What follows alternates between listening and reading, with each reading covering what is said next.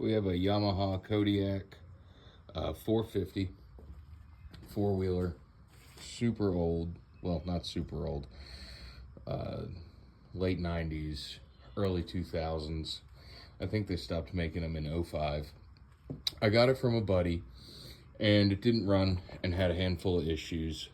Now, I'm making this because I've never fucked with a four-wheeler before, so I don't know entirely how they work. You know, toying with cars, something that was new to me is typically, I ripped the ignition off, but typically your key is just gonna, you know, you turn your key on, there's an auxiliary mode, and then you've got your starter actuated on your ignition switch.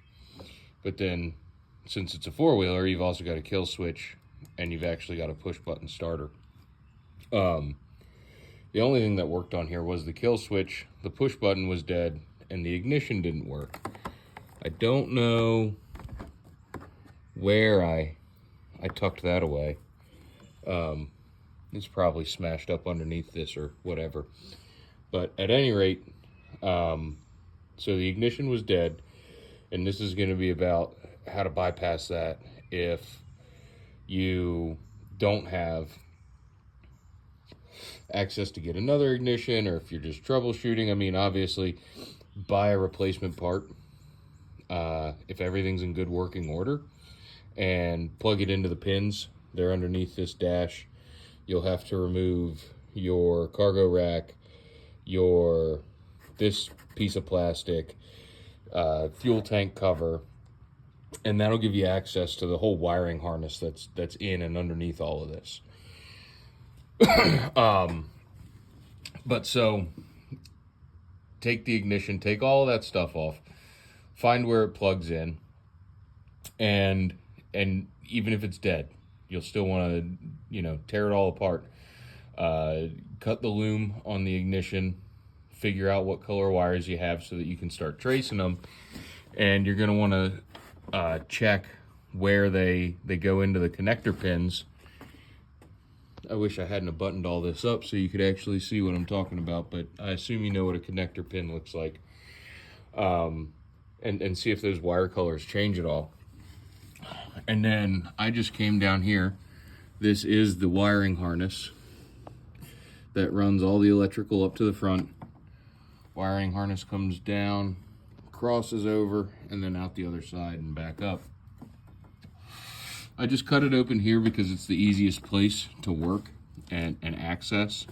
Obviously, I'm not going to leave it like this because it's right next to the exhaust. So I don't want it to get hot and melt all this stuff. But basically, all I did was hot wire it.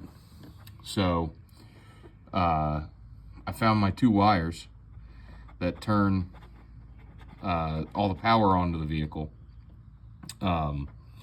Initially, and so the reason I'm an idiot and I've got this additional splice in is I had initially said, okay, well, I'll go red and black. I cut those and I stripped them back and arced them off together, and it shorted out, basically soldered the wires together. So boom, then I know that's the wrong one, and looked at it a second time. Turns out it was my brown and blue wire. Cut that one, stripped it back, touched these two together, and I got lights up on the dash. So then, once you have those two, you can go and wire in a switch. Splice those on. This is, I want to say it's 14 gauge line, and it's basically the same gauge. So 14 gauge, ran it up under, and tied it into the switch back there. So now, instead of having a key, I've just got a kill switch, and you've got your lights on. The other thing is, my push button starter was dead. So, you know, obviously, again, the right way to do it would be you go and you pull it off and you replace whatever needs to be replaced with a proper part. Well, I'm not doing that, and I'm just getting it to run. So I personally don't have an issue with just crossing the poles to start it, and you'll find your solenoid underneath your seat, right here. And so if you cross these two poles with a screwdriver, it'll send power to the starter and turn the machine over. Also, mind you, it won't start unless the ignition is flipped on and it powers everything. It'll just run your starter, you'll burn it out and kill your battery. So instead of having to take the seat off and cross poles every time, I took some 10 gauge wire, wired that up, and got me a push button from O'Reilly's. One thing I will say is the gauge wire that actually comes off of the battery, and then the line that runs down to the starter, they are not 10 gauge. They're larger. They're actually like, I want to say 6 gauge. So if you copy this system that I've built, the wires may get hot if you have to run the starter for a prolonged period of time, and could start a fire. So, you know, that's something to think about when you're cobbling shit together like this is, you know, am I going to fuck something up and burn it down? I tested it before I wired it up with some smaller leads of 10 gauge, and they certainly got hot. I'm assuming because I've got a longer run of wire, it's got more material to disperse the heat throughout. That could just be totally fucking wrong. I don't know. But running the starter off that button, the wires don't seem to get hot at all, really. Unlike the shortened ones were that I'd done the test with. So flip your kill switch on that you've just made. Come back here, also set this to choke. Come over here, run your starter.